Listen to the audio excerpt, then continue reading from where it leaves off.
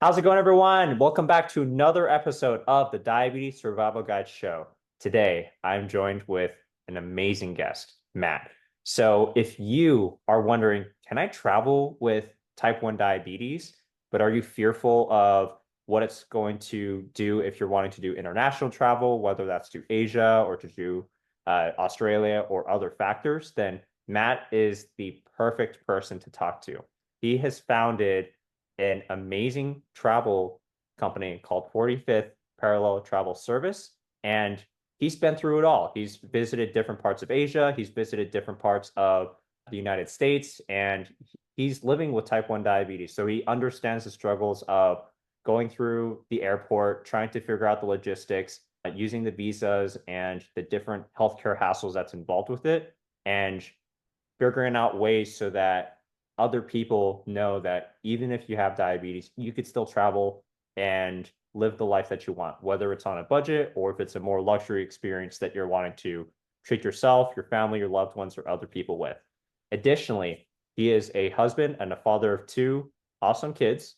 And without further ado, I don't want to spoil too much about Matt, but Matt, please share more about yourself for the things that I haven't covered and tell us about your diagnosis story and give us a rundown of who you are. Sure. First, I really appreciate the opportunity, Patrick, to connect with you and the rest of your audience to share some of my insights and my story. Certainly, you touched on all the key factors there. I do have type 1 diabetes, and I found out when I was 14 years old. That's late in the game, generally speaking, for someone to be diagnosed with type 1 in particular. And frankly, I vividly remember that month leading up to that diagnosis of what I was feeling and experiencing, and just a lot of the A classic symptoms of fatigue, loss of appetite, just an extreme thirst. And in essence, you're just drinking your weight away. Pretty extreme weight loss and not having any idea what diabetes was, either myself or have any connection in my immediate or extended family. My parents were pretty I had no idea what was going on. They had some hypotheses, but nothing to the severity of diabetes. Anything else after 2 or 3 weeks of this kind of getting progressively worse, going to the doctor, and again, it was like three simple questions, and they pretty much were able to zoom in on exactly what they thought this was, and took a simple blood sugar reading from your finger, and that was it. And I frankly, when they said type 1, I was like, I really didn't know what that means. And when they said, yeah, I need to go to the hospital, I was further a little bit of alarmed, of unsure of like, what, like, how severe are we talking about this? And I was in the hospital for about a week. It just says I had extreme, that was 5'10", 5'11", and 100 pounds basically. Oh, My weight. I goodness. vaguely remember checking into the hospital. So there were multiple reasons why they wanted to get a variety of things stabilized in the hospital. But it was just so much information dump trying to learn what is this, Hmm. and also the why. What did I do? What did my family do? Like, we do something wrong that made me develop these particular symptoms, given that there doesn't seem to be any genetic predisposition on either side of my family. I have one or two, so it took a while. Um, on the flip side of it, given the age that I was, it actually allowed for, often with juvenile diabetes, there's a rough transition period of who's responsible for what, who's responsible for calculating insulin, who's responsible for your food and all these different things. And obviously, if you're younger, it's your parents that are often taking care of that. At 14, I felt that it allowed a chance that I, from day one, just always took responsibility of those in terms of the calculation of insulin, the reminders to take medications, meals, all that sort of was already under I just felt like I wanted to do that.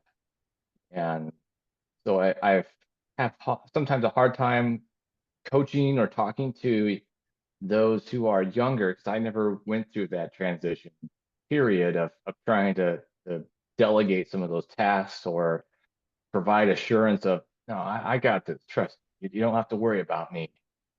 And so even in high school, I just always was taking care of stuff. And I had amazing support from my parents. And I always felt like we grew up pretty healthy and had good balanced diet. So that continued. It's just more of the day-to-day things that I was already on top of. So even when I went away to college, again, there was no, oh gosh, like these are all the things that would happen at home. Now you're going to be doing those on your own in college. How are we going to manage that? There wasn't a lot of stress around those things. And I wasn't, so this is like almost late 90s, and it's amazing how much technology has really progressed Hmm. to when I was first diagnosed to where things stand now. And a lot of the tools that I think just make the day to day so much more bearable and just allow you to live a more quote unquote normal life than perhaps 20 years ago. Hmm. And I still was able to manage with the old school method of injections and finger pricks. Now there's insulin pumps and continuous blood glucose monitoring and a variety of other very promising technologies that really improved. And I've even seen in my own realm of improvement in A1Cs with things like the CGM, for example, and insulin pump therapy. Not to get too off track, but I did. So I graduated high school and then I went on to Linfield University, earned a bachelor's degree, two bachelor's degree in political science communications. And fast forward, I ended up working at that university, Linfield, where I am today. I've worked in a variety of roles in the Office of Admissions. I was the assistant director of international admission for a number of years, where I did, as you alluded in the introduction, would spend 2 to 3 months a year over in Asia, traveling throughout. So the overwhelming majority of countries I have been to at least once, if not multiple times, while I was in that role. And now I'm the associate director of development at Linfield, so more working on the alumni and donor side of things to try to provide things like scholarships and faculty support for our various programs on campus. But I still maintain a territory along the West Coast of the US to connect with our friends, alumni, and donors in that particular area. So I do travel, but not nearly to the degree that I did, say, 10 years ago when I was in that particular role. And I do have a wonderful family here in Oregon, the wife and two kids. And I found myself that I do travel a lot and I would often help out family or friends when they were mentioning about going various places or tips and insights that I decided to start my own business and try to utilize those skills. So I do have my own agency, 45th Parallel Travel Service. I'm the primary travel advisor and offer a variety of services, some of which don't cost anything to you. My goodness.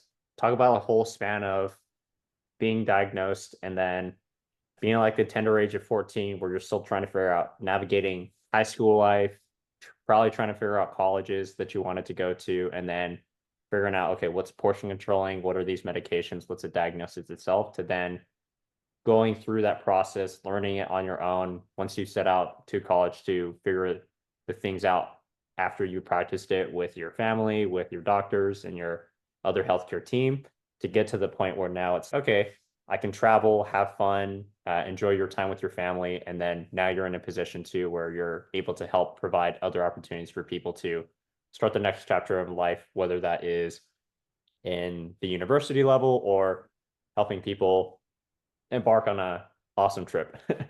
For sure. That's fun. And eighth grade is not easy for anybody. It was the later half of my eighth grade year that came about. So I think I missed like a month of school just by the time it was 1 week in the hospital and then I got home and they wanted to make sure like I got to a certain weight.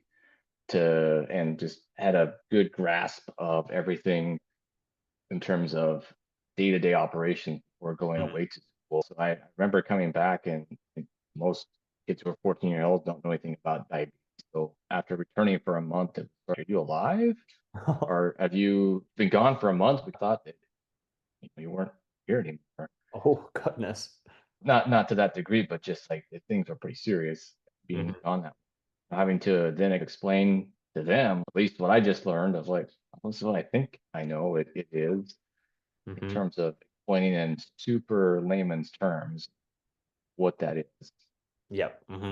Ugh, crazy when it's like figuring out what's going on and other people are asking you what's going on, but you don't know what's going on exactly. That's That is just exactly. like, You just go to is I have type 1 diabetes.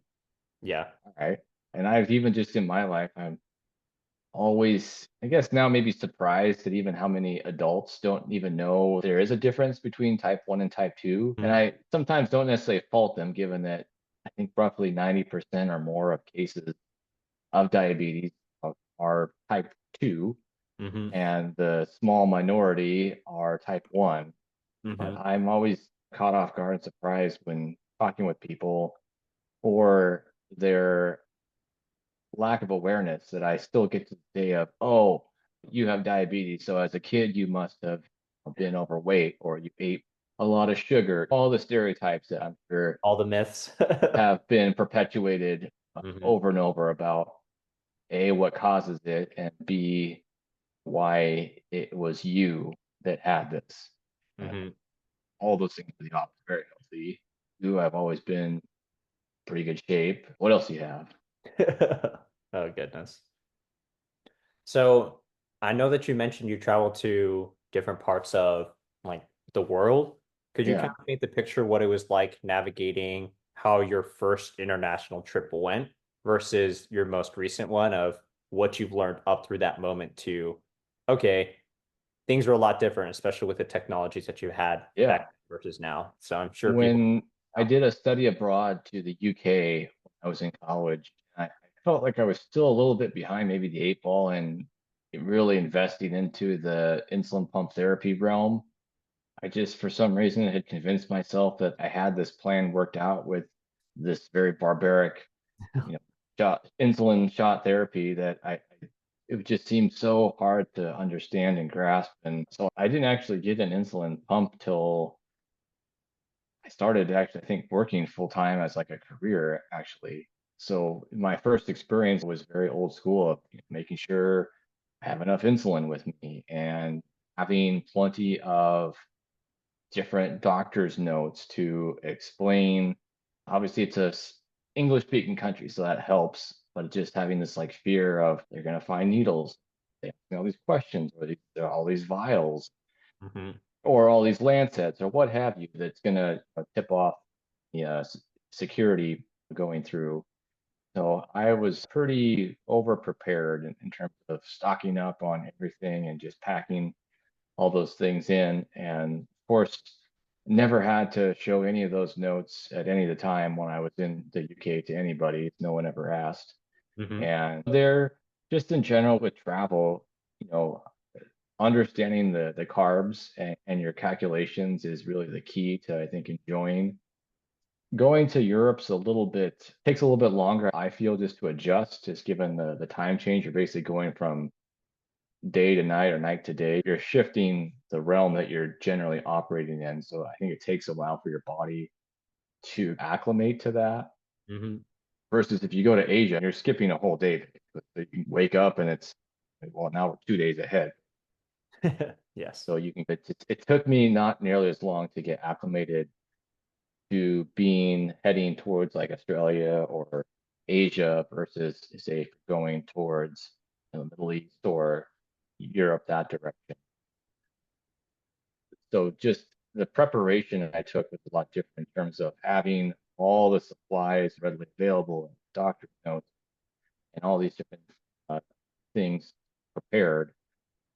I'd say I struggled quite a bit. I think just with the portions of you're used to it going here, and I can look at a plate, know how much that is. That cup, 8 ounces, or that's You already know just by visualization. You go to Europe, there's different proportions. Having to be a little, it caught me off guard. I was not nearly on top of my game as much. You're in a different country, you want to try new stuff, but you're also just taking a lot of random stabs in the dark. So Hmm. one time you might be right on the money, and the next time you might be way off. Yeah. And way off usually meant that I severely undercut what I should have taken Okay. in terms of the carb ratio for that. Most recent experience, now I have a CGM, and now I have a insulin pump. So the preparation's a little bit different, and as well as just thinking about the different barriers you're going to be crisscrossing through. As often I'd be conversing through anywhere from 8 to 10 countries, on like a month-long expedition. First is again making sure you've got all your medications ahead of time. Do I have enough insulin? Do I have insets, tubing, cartridges, etc.? I have backup CGM, as well as a backup test kit in case something goes haywire. At the time, I had actually I got in touch with the insulin pump rep through the provider I had to let them know, hey, this is where I'm going, overseas. What do you generally recommend?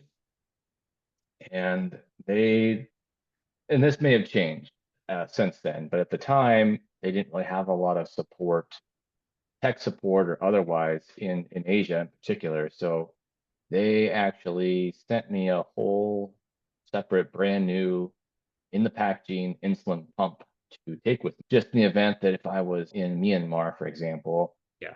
they're not going to be able to overnight one to exactly where I was, but I had that on me so that if That's something did go wrong, I could just swap it right out and gotcha. save that step. Of course, I still had all the letters as well explaining. One of the best resources I found in terms of navigating security was when you check in for the flight, more often than not, the ticket agent, the ticket desk, there are individuals there that speak English. Hmm. So telling them before you even get to the security line of, hey, I'm traveling, I'm carrying a medical device and some supplies. Is there anything that you could relay or say to the security checkpoint before I get there to avoid any suspicious activity? And actually, it was nice because I'd be able to I'd travel with other people or other individuals, and I'd get a VIP treatment, cutting in front of the line and being able to have someone there that was comforting, but still a little nerve wracking that I don't know what they're necessarily saying or explaining, Hmm. and that yes, those things cannot go through the X-ray machine. That was the biggest Hmm. what I try to convey. The insulin pumps can go through the X-ray technology. Hmm. And so having that CGM is, I think, just probably been the single greatest improvement in terms of normalizing living with type 1 diabetes, as it gives you real-time data pretty quickly as to whether or not you have calculated your insulin correctly. That flat arrow, like, we're looking good. Obviously, if it's going up or down, then you can make adjustments very quickly before it uh, creates problems for people. Hmm.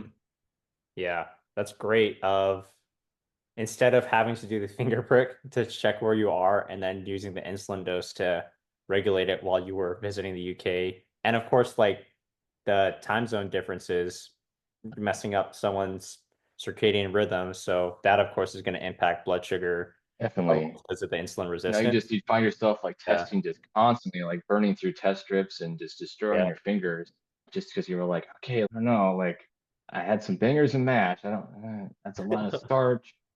Oh, yeah. But now you can just, there's a safety network with your CGM that you Hmm. can see where you're at now. Hmm.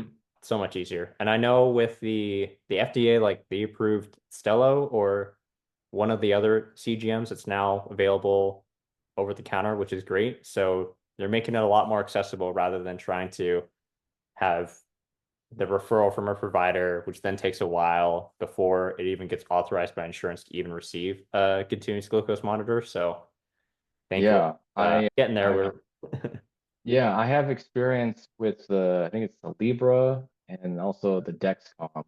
Mhm. And Dexcom has been the one that I have primarily used the majority since it's been available. And I have it connected with a tandem too slim insulin pump. Mhm. And I'm not a paid spokesperson for them, but I will say that I really like the integration that there's two companies that are working together Mhm. and that they allow for you to have one device rather than say a device for your CGM and a device for your insulin pump. Mhm. And they're continually rolling out software updates, so it allows you to keep your same insulin pump as opposed to having to continually upgrade like with a new phone to get some of these new features. All Yep. you have to do is download the software and, yeah, and be able to benefit from those. So obviously, I appreciate that from a cost and convenience factor. Yep. Which is great too. And I know some wearable technologies like the Apple Watch and the Garmin watches, they're now more Yeah, synchronous to it. So it's a lot easier to check your blood sugars now, which is great. totally. Yeah, I can do that right here. That's primarily the only reason I will admit that I got an iWatch. It was pretty much just for that functionality, Yep. is just to Uh-huh. be able to see that, especially if I'm hustling around, got lots of meetings, maybe I'm in a different city, running around. You can just take a quick glance down, or especially if you're driving or whatever, Mhm. and get that data point without having to pull over, pull your pump out, take a look Yep. at it, Yes. see where you're at. Ah, love how technology just keeps on improving in the best way possible. Yeah, And it's pretty, like I said, it's pretty amazing to think back where was in terms of the latest and greatest in 1998 when I was diagnosed to where it is today.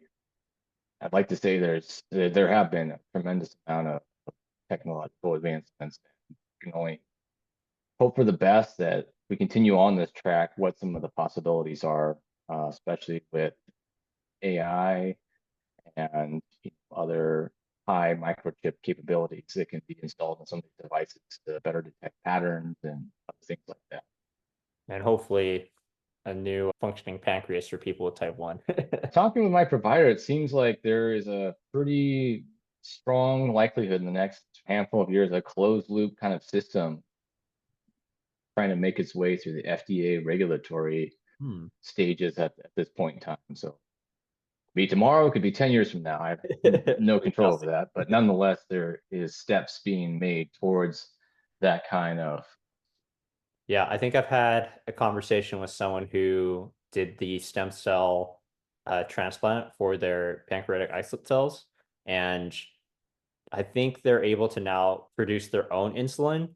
However, they're still monitoring it because they're still in the clinical trials and phases for it.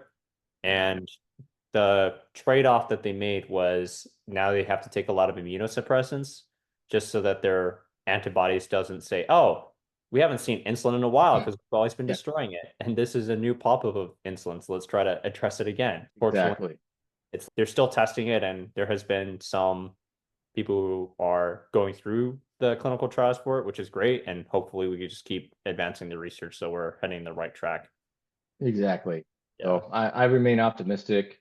My family and I have been pretty involved with the Juvenile Diabetes Research Foundation, Mhm. and obviously they're a little bit more in tune with the type 1 world, and I'd say the American Diabetes Association more in line with the type 2 community.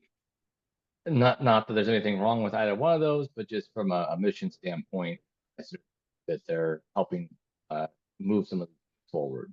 Yes, which is a great thing. Yeah, definitely. Absolutely. So it's exciting to see where those things go.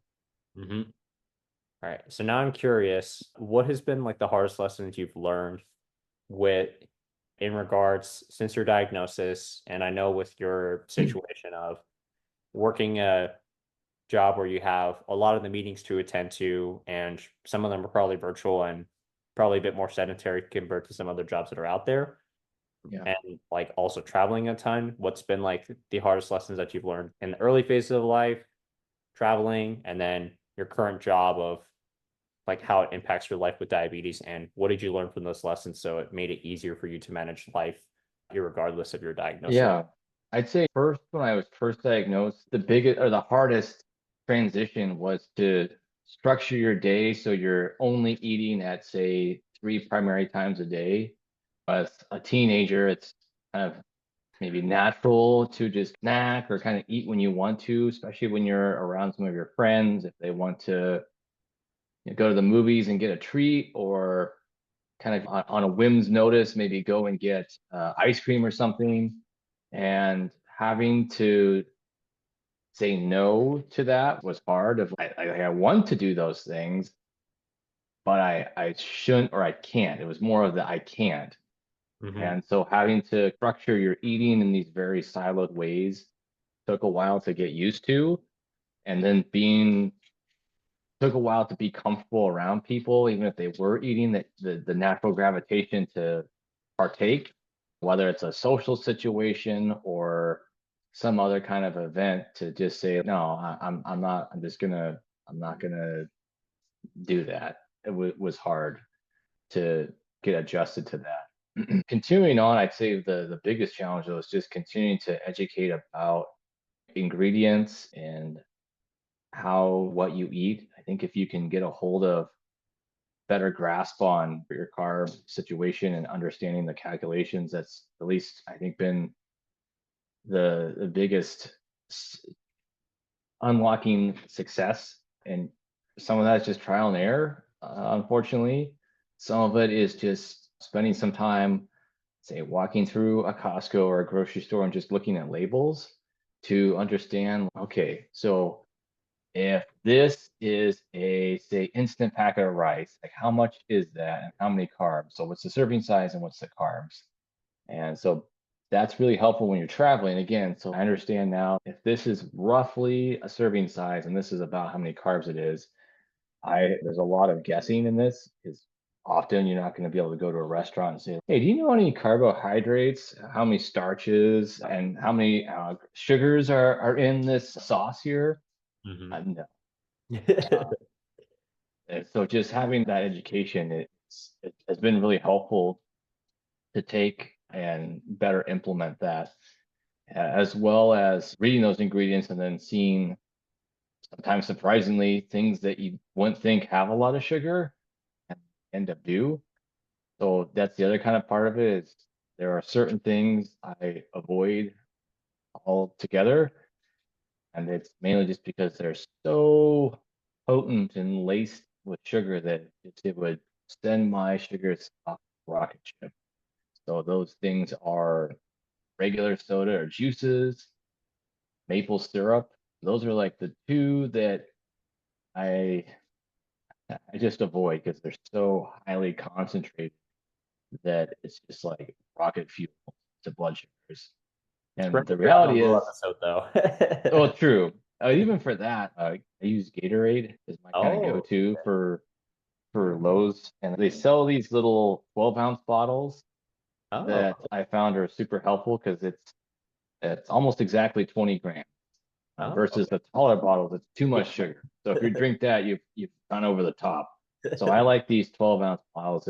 It's still probably just a smidge more than I need, but it's a short few sips, and I can put these in work bags, my car, in my office. They're super small, so you can put them in a variety of to have on hand. And it doesn't seem too weird. Of like, there used to be, I think there still are, you get like glucose tabs that don't taste Oh, that great. But it's oh, just weird. It's not that out of the ordinary to have a Gatorade. So mhm. you can blend in, and I've not seen out of the ordinary if you're having a Gatorade Yep. Uh-huh. out of the random. Yes. That's great. Thanks for sharing all those. So I guess with that, of all the things that you've learned of, all right, having the small Gatorade, being able to travel around, and then the trial and error from all the traveling tips, and then of course like growing up and learning all the different aspects of food. I'm sure like you now have this idea of, okay, if someone was to decide, oh, Matt is an awesome guy, like I'm excited to travel and actually maybe have one of my first trips or another international trip with him. let's book him as an agent, what would that process look like for someone Yeah. signing up for you and having that small initial call? Yeah, it's pretty simple, and it's really a value add of what's your time worth. And but yes, you can scour the internet, you can get Reddit boards for places to eat, where to stay, but save yourself that time. You can just contact me, whether it's on social media, send me a DM, send me an email, and just some basic information, who you are, where you're traveling to, the dates, and what you're looking for. A hotel? Are you looking for going on a cruise? What specifically are you looking to do? And then most importantly, what do you have a budget in mind that you're trying to adhere to? And so just taking a couple of those basic bullets of information and perhaps some other things too, if it is, depending on what it is. Like it's a hotel, you looking for more of a 4 or 5 star experience, or are you just looking for a place to sleep and then go backpack the rest of the day? Hmm. So that would allow me to come up with a couple options that I send back to you, and it allows you to then say, yeah, that looks what I'm looking for, or nah, not quite, and to try to go back and forth before we both agree on an option. And if it was a hotel, I'd book that for you, and there's really no additional cost to you, the individual. I find the same rates that or better that you might find on, say, Travelocity or Expedia, but as a travel partner that has connections with the majority of hotels chains, that there's some perks to working with someone like myself that can open up hotel credits, room upgrades, and other kind of things that make you feel like a big deal Hmm. at a particular property, domestically or around the world. Hmm. And I guess the added benefit too is since type 2 diabetes and both type 1 diabetes in the US, it is considered like a disability. So that generally helps a lot too of, hey, what about getting an accommodation to a room that is friendly for these things? Then that helps out in that way. And Matt can give Sure. you all the travel tips too of how to make it through the different security lines, airport transit, if you're stuck in a bus Yeah, trying to make it up the mountains or something and yeah, all that totally. type I've blizzard, got then a variety Matt will of help stories and experiences throughout over the years of being in unknown places, being stuck, even not that fairly recently, actually. I was at the Sacramento airport of all places that someone brought this to my attention. One of the TSA people came up to me. I would assume more of a supervisor, as they had more of the suit and earpiece on and not the blue standard. Typically, just with all the recommendations on whether it's your CGM or your insulin pump, is to avoid the body scanner that could damage the product. So I just always, since learning those things or having a part of my therapy, is when I got to the front of the line, even if I have TSA pre-check or not, I would have to say, hey, I opt out for the full body pat down.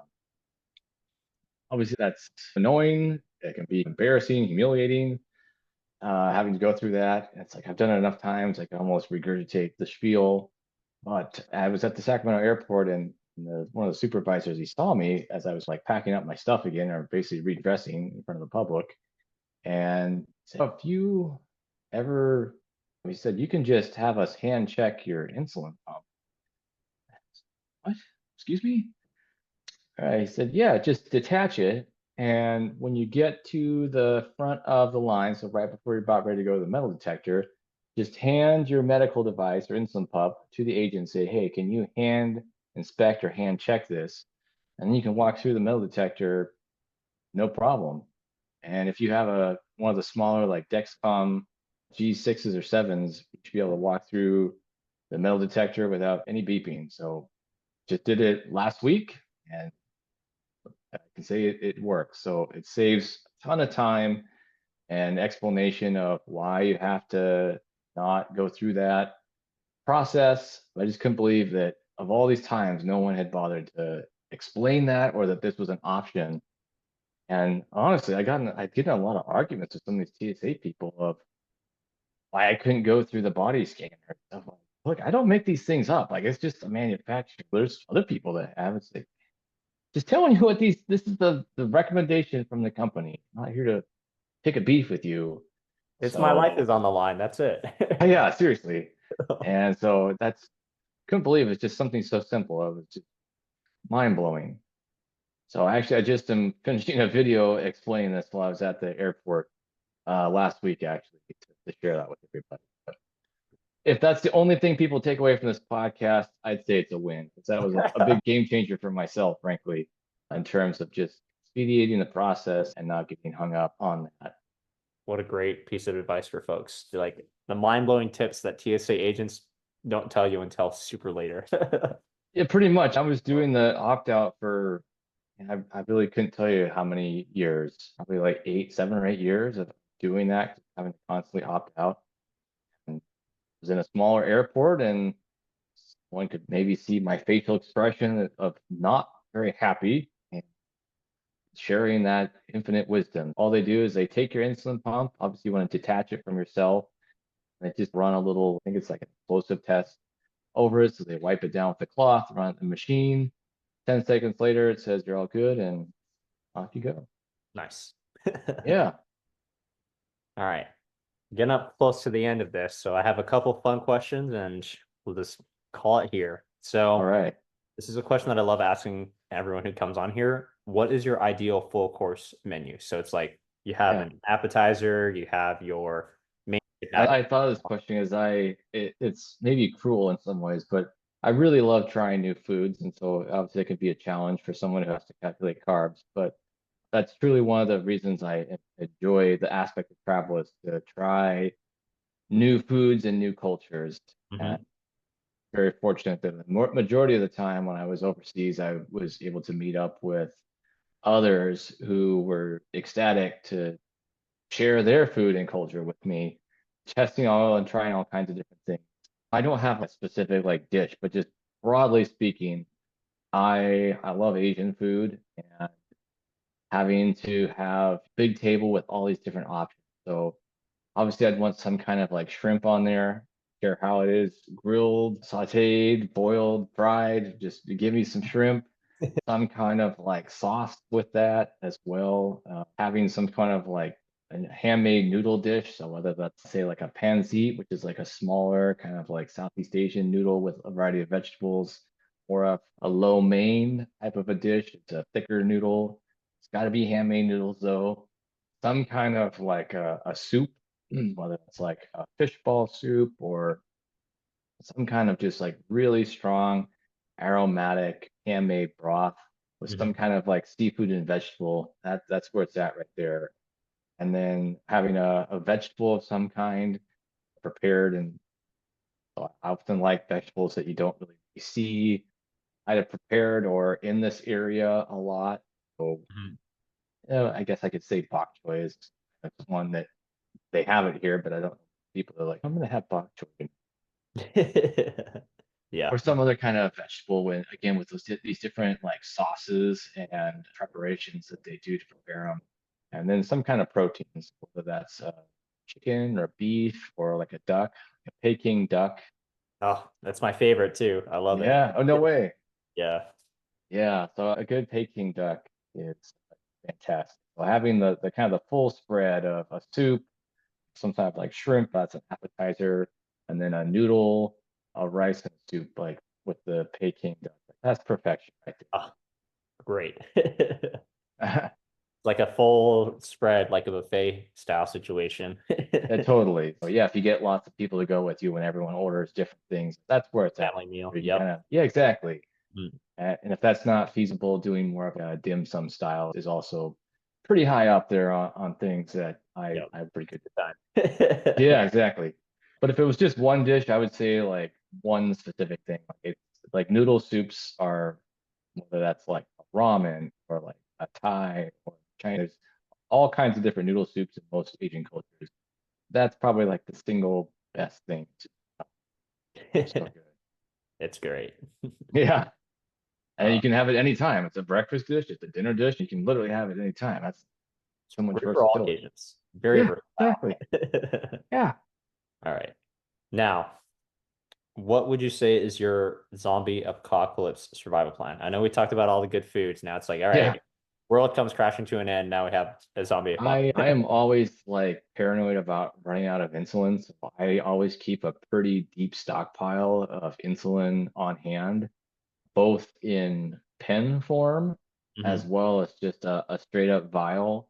So I purposely have my prescription written for more than I generally need, but Hmm. it just always gives me a surplus so that no matter what happens, if there was something with insurance or if there was an apocalypse or something, that's the one thing really that like literally my life depends on is insulin. I always keep a pretty healthy stash in our back fridge of insulin. And, uh, and just because I mean, early on, like when I was in college and didn't really have really insurance and bouncing around, at the time, I was just literally going till it's empty and then going and getting another one. In hindsight, that's pretty terrible. If anything was to happen between then, you're screwed, you're toast, in deep trouble. That is definitely one thing that if all else fails, I need to keep as much insulin on hand. And I have experimented myself. It's not nearly as, it doesn't work as well. Like if it's been sitting out in your car over the summer, it still works, but it's not, you're definitely going to see a lot more ridges in your blood sugars. I guess that's better than having no insulin. Yep. So my point being is if it was, say, the middle of summer and you lived in Arizona, you could still use your insulin even if it's not refrigerated, but it's not, you're probably going to have to take a little bit more to Yep. have the same effectiveness that if it was uh, still refrigerated. That's the one thing is just tons of insulin, as well as just general kind of stock keep of all the other supplies, almost running like a warehouse of, okay, do I have enough of this? And it could be challenging because obviously some of the insurance companies don't not as flexible with some of those things. They're very particular that they don't want you to have any extra on for Yeah. whatever reason. I understand it's excellent technology, but I do wish I had a little bit more flexibility with those because it Hmm. is like you have to get down to the last one before you're able to renew Yeah. that. So that's again why making sure like I always have a test old school test kit on hand, batteries that works, test strips that aren't expired on hand, just so the event that CGM is not working, then I do have a way to monitor that. And then food wise, it's just tons of canned food. Yep. It works. Oddball stuff. I think I've got some smoked salmon that's good for like 10 years from like Trader Joe's, Oh, that's vegetables, just great. smorgasbord stuff that uh, it may not be your like, hey, it sounds good right now, but in a pinch, it will work. Yep. Oh, great idea. Making sure that you keep it a full stock of everything. Yeah, I could probably do better on some of those aspects, certainly the cans. Now that I mention that, I don't know the last time I checked some of that stuff out there. This is a reminder to check the emergency supplies. Yeah, yeah. Or if like we grabbed something from there and forgot to put it back or whatever. Yep. But yeah, I'd say the biggest thing is just the insulin for sure. Awesome. There was truly an event that getting access to medication, whether it's insulin or any kind of medication. I like to try to keep at least like a good like 2 week buffer, as it seems like most experts, it would be about 2 weeks before any kind of services could maybe come back online if you were somewhere in the Yep. event of a true hurricane, whatever. Yeah. All right. Matt, it has been an absolute pleasure having you on here. I'm sure everyone who's watching this, listening to this, hearing this, and everything else, like they're excited to get in touch with you, learn more about your story. How can they find you? Yeah, I'm on all sort of the standard social media platforms, Instagram at 45th Parallel Travel, Facebook and TikTok. Also, just look up for 45th Parallel Travel. I am there and hope you follow. Certainly don't feel afraid to reach out, even with simple questions. And the very least, just know that you have the freedom and confidence to go see the world and enjoy all those things on the travel channel. Don't feel as if because you have diabetes type 1 or 2 that you can't fully enjoy experiences either locally or abroad. You Mhm. certainly can. You may have to parse it in moderation or steps, but there's very few things that it's like, oh, I can't do that because I have diabetes. Nice. Wonderful words of wisdom. All Thank right. you.